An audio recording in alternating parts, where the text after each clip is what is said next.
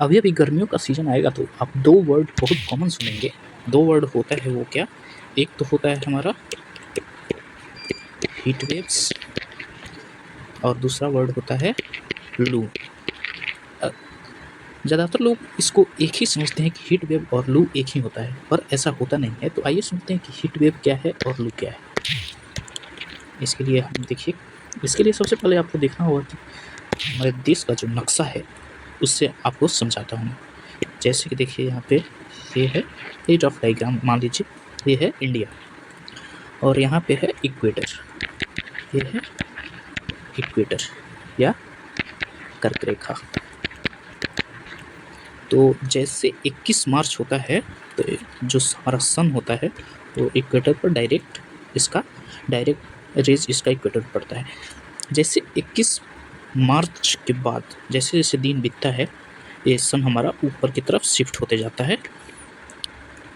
Shift होते होते जैसे ही यहाँ पर आया, ये ज़्यादातर मई और जून के मंथ में होता है, तो जैसे ही यहाँ पर आया तो इसका लाइट हमारे इंडिया के इस पार्ट में पड़ रहा है और यहाँ पे होता है राजस्थान। जैसे कि हम लोग जानते हैं कि राजस्थान में बालू है और बालू बहुत जल्दी गर्म होता है। देखते हैं इसके बाद होता क्या है। तो ये पार्ट मेरा हो गया,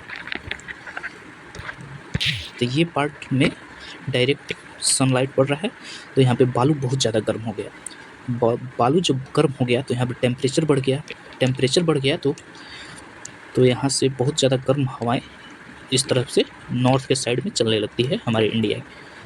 तो जब ये चलती है यहाँ पे तो ये होती है ड्राई एयर, क्योंकि इतना ज़्यादा इसमें लाइट पड़ता है सनलाइट कि ये इसमें का जो हवा का मॉइस्चर होता है वो सब मॉइस्चर ख़त्म हो जाता है।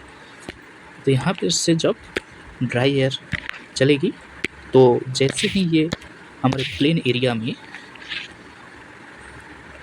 रफ साइड समझ लीजिएगा, ये इंडिया का मैप है, जैसे ही ये इस साइड में आएगी तो इतना इसमें ड्राई एयर है जो कि हमारे लू का कारण बनता है। अब लू में होता क्या है, लू में हम समझते हैं कि होता क्या है।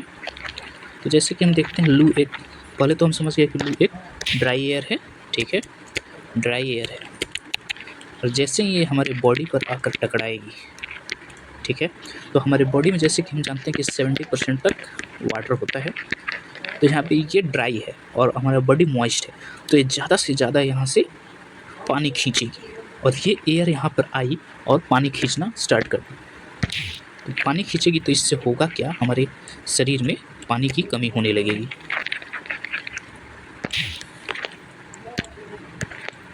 हमारे शरीर में वाटर का जो लेवल है,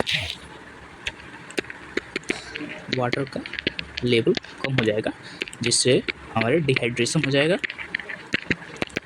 और इसी को हम लू बोलते हैं। लू में होता क्या है, फीवर आ जाता है और बहुत सारी प्रॉब्लम होता है। डॉक्टर के पास जाते हैं तो वो इसका प्राइमरी ट्रीटमेंट क्या करता है डॉक्टर, इसके प्राइमरी ट्रीटमेंट के लिए, तो जैसे कि जानते हैं कि जो एयर आई हमारे बॉडी में से पूरा पानी खींच ली गई, तो सबसे पहले डॉक्टर क्या करते हैं कि इनको ऐसे पेशेंट को ग्लूकोज का जो पानी का बोतल होता है वो चढ़ा देते हैं, जिससे पेशेंट काफ़ी हद तक रिकवर हो जाते हैं। अगर टाइम से ट्रीटमेंट ना मिले तो आदमी की डेथ भी हो सकती है।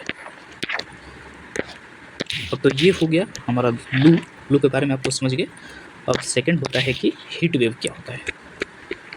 हीट वेव्स, तो हीट वेव्स हम दो कैटेगरी में बांटते हैं, एक प्लेन एरिया के लिए और एक माउंटेन एरिया के लिए। तो जैसे ही हम एक दो कैटेगरी में बांटते हैं तो आखिर हीट वेव होता क्या है इसको समझते हैं। अगर प्लेन एरिया में, सबसे पहले हम प्लेन एरिया की बात करते हैं।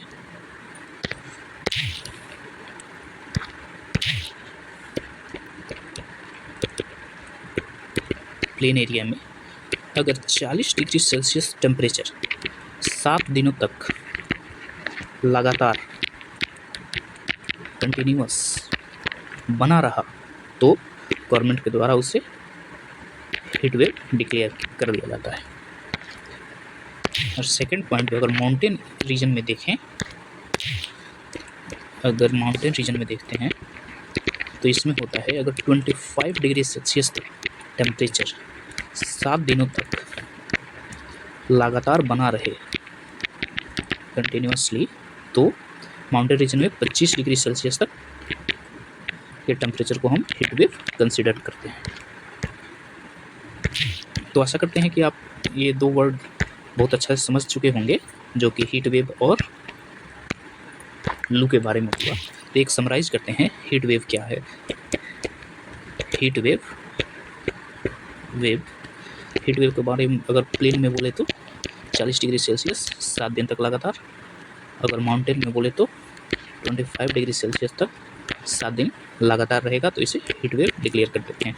लू के बारे में बोले तो ये एक ड्राई एयर है जो हमारे बॉडी पर पड़ते ही इसको हमारे बॉडी का नमी को सोख लेता है, जिससे हमें डिहाइड्रेशन